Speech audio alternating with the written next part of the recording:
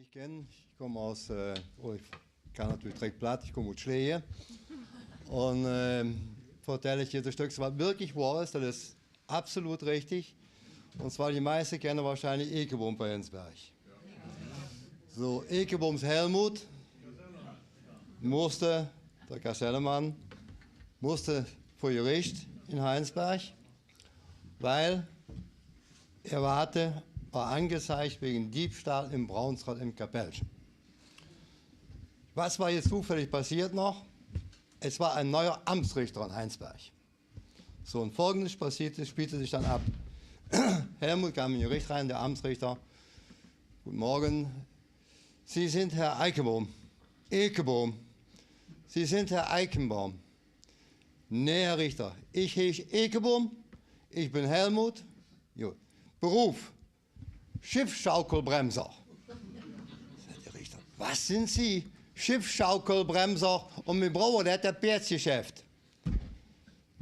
Ich kann noch die Sprache nachmachen, wer wüsste, Eikebohms Helmut hat auch ein bisschen Sprachfehler gehabt. Ja, ich bin Schiffsschaukelbremser und wir brauchen ein Pferdgeschäft. Und der Hauer probiert eine Apfelpimmel. Und der Richter kann mir natürlich vorstellen, was sagen Sie, Herr Eichenbaum? Ja, so, gut. Dann sagt der Richter, wissen Sie überhaupt, weshalb Sie angeklagt sind? Ja, genau wie die nicht, Herr Richter, aber die haben mir vertellt, ich habe Geld geklaut unter Opferstock. Das stimmt nicht. Ja, was ist denn passiert, Herr Eichenbaum? Erzählen Sie uns das mal.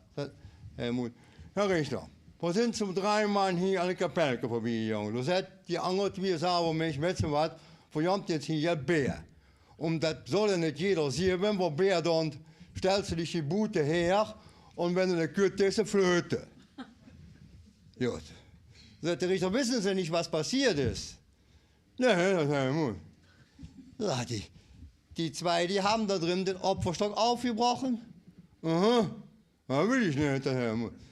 Und haben 63 D-Mark gestohlen. Helmut, das will ich nicht, aber da kriege ich für euch noch 21 Mark.